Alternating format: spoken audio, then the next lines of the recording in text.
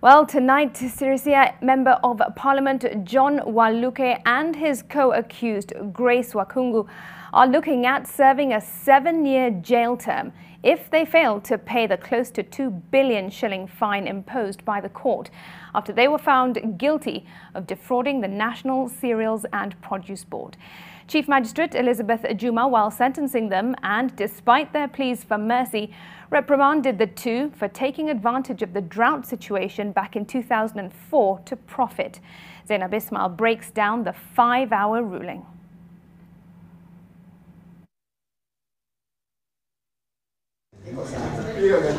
They sat at the dock, pensively waiting for the ruling that would seal their fate.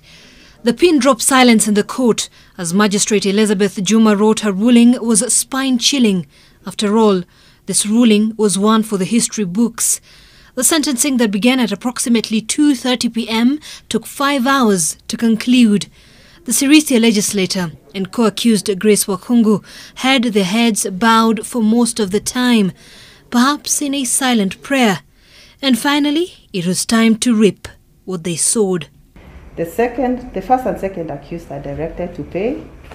In default, each of them shall serve a further 7 years imprisonment. Waluke and Wahungu are expected to pay 727 million shillings, 727,562 shillings and 707,725,562 shillings respectively. This is an issue that can affect any Kenyan. This is according to Section 48(1)(b) of the Anti-Corruption and Economic Crimes Act, which states that if an accused is found guilty of benefiting from a corrupt act, they face a mandatory fine of double the quantified benefit they derived. During mitigation before they were sentenced, the defense team made a passionate appeal to the court to grant leniency to the convicted duo owing to their ages and roles in society. We are begging, Your Honor, we are not demanding for it, we are begging that you give us the most lenient sentence, and that is provided for in the fundamental rights. This is a member of parliament with a lot of impunity. They do what they do.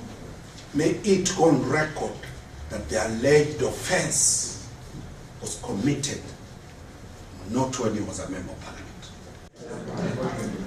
The two will now have to contest the ruling at the High Court after their defense team unsuccessfully appealed for suspension of the sentence.